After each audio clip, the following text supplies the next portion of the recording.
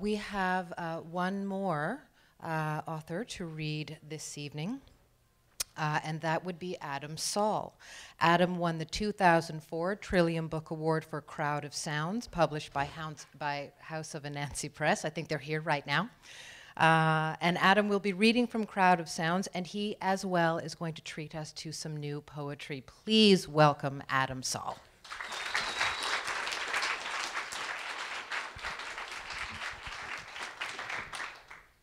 Thanks.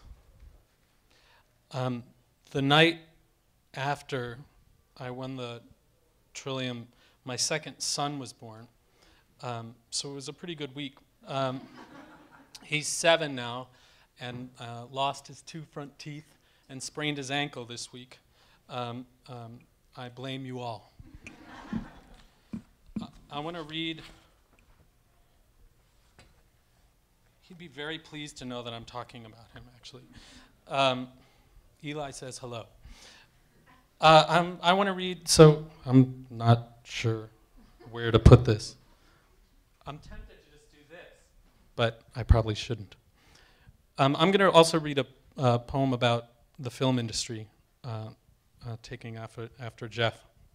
This is called Stunt. It's from Crowd of Sounds. In the film, you are shot through the head by a man wearing suspenders. He is not all bad, but for you, he is bad enough. After that, they tow you out of camera range, and you are free to die again, perhaps as one of the extras wearing masks. As it turns out, today the industry is feeling generous. It's exciting to imagine. With everything so crooked, the unions and such, it must be reassuring to die perfectly, your check as good as cashed, your left hand raised in supplication in honor of the esteemed tradition, your trademark gritted teeth, eyes glazed, expertly portraying the agony and fascination everyone in the audience, for one moment, shares with you. If you are lucky, you will have the opportunity to die 4 times in the coming week, as the villain's officer, an innocent bystander, a helmeted policeman, a form thrown from an exploding building. Meanwhile, behind the wide pan camera is a hack who's just learned that his liver is tumorous. Go to him now and show him how it's done. All right, this is a new poem. It's called Engagement. The young man knows he's going to die today, but he's wrong. The other young man figures the army is the best way to improve his life, but he's wrong. They both think their weapons will protect him, but they're wrong. They both believe their prayers will help. Their commanders have intentions and intelligence, but they're wrong. We've heard the story before, it's wrong. The news will document it, but it will be wrong. The war on terror, the war on Islam, the clash of civilizations. The explosion will exceed the necessity of the occasion. The exchange of fire will be unbalanced. The response will be disproportionate. The reporter is factually incorrect, theoretically misinformed, morally reprehensible. The clear typeface and perfect binding are misleading. The reader is uncomfortably and inappropriately implicated. The tranquil mind is insufficient to the task. The young men, necks dirty and damp, advance.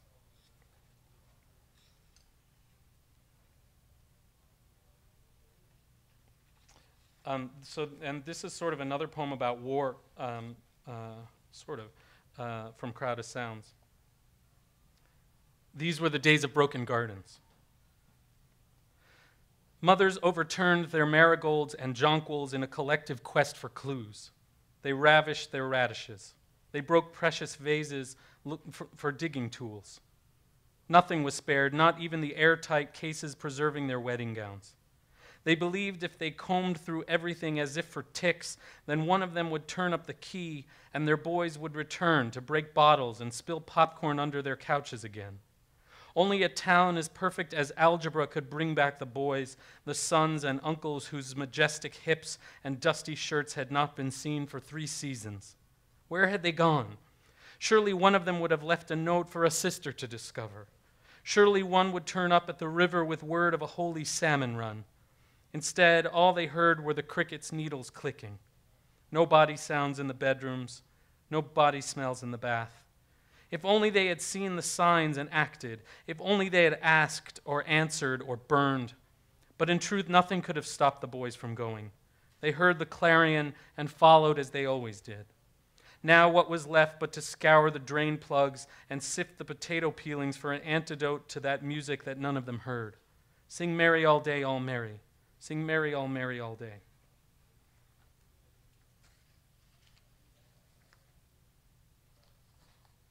How many was that? That was 3. All right, so I'll just read 2 more then. Going after Jeremy, this is my political poem of the day. It's called Security Review. We were concerned about an element and wanted to protect the delegates from injury or worse, embarrassment. And so we made arrangements and provisions, allowed for some preventative suspensions, while in secure rooms members had discussions. Outside there were confusions and concussions. The logical next step is violence. Luckily, logic wasn't in abundance. Be thankful. Cleanup in these circumstances can involve notifying next of kin. We'll just let the inquiries begin. The outcome was that we preserved the peace. We rented out our city like a niece.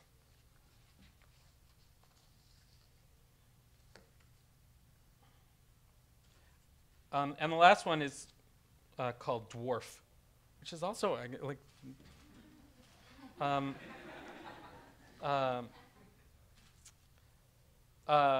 there's a basketball player named Ron Artest. I don't know if he's not called Ron Artest anymore. Now his name is Meta World Peace. This is true.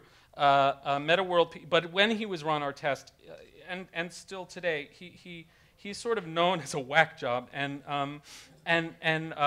has sort of grown into this role so that he says outlandish things to the press, mostly because he knows it amuses them, and it amuses him to amuse them. And so there's this strange kind of dialogue going on about strangeness.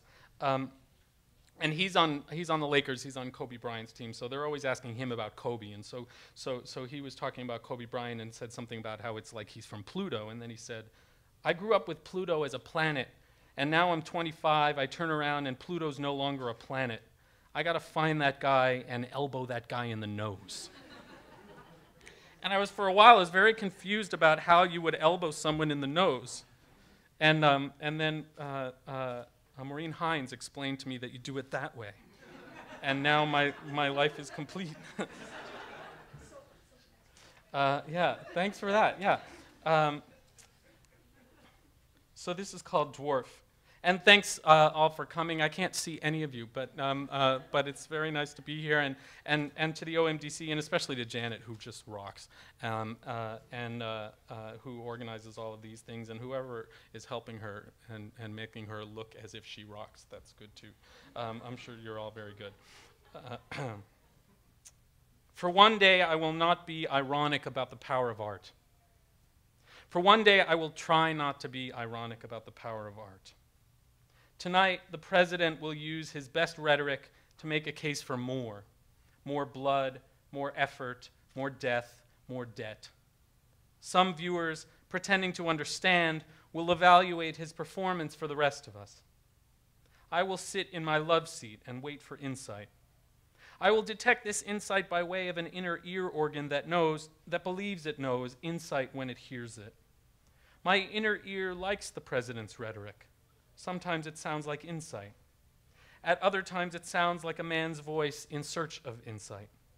For me, for my inner ear, the sound of this searching is as close to insight as is usually available. In other news, Pluto has been demoted to a dwarf planet by the IAU's working group on the definition of a planet. It has something to do with lopsidedness and something to do with lack of influence. Bodies that dominate their neighborhoods sweep up asteroids, comets, and other debris, clearing a path along their orbits. By contrast, Pluto's orbit is somewhat untidy. And so the children weep because on their cartoon maps of the solar system, Pluto, the 9th planet, has been replaced by an unhappy face. They write poems to their congressman who can do nothing. But today I have promised to stand by the claims of art, to believe in things that, while as far from the tables of power as Pluto is from Plato, to believe that they may have, that they may,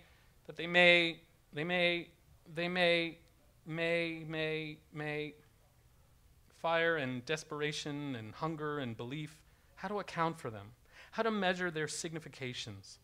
What can the cockeyed orbit of Pluto teach us about our earthly sufferings? Chen Li wrote, "Traveling in the family of poetry is the most substantial and warmest link on the lonesome journey in the universe." If Mr. Li wants to learn about loneliness, he should go to Pluto, whose orbit extends to 7.4 billion kilometers from the sun, and where there is no poetry, though plenty is hurled hopefully up on its behalf to no observable effect. It is a truism that, like a child, art has no inherent use and is often a draw on our resources. As my grandfather once wrote, "Why do men write poems? Why do men live?"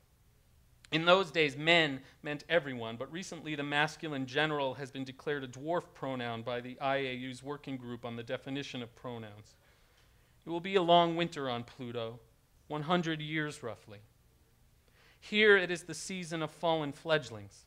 They litter the sidewalks of this bulbous city, some attracting flies, some cheeping stupidly, asking for help from parents who have done the math and moved on. Sometimes storekeepers scoop the birds up into shoeboxes and try to save them.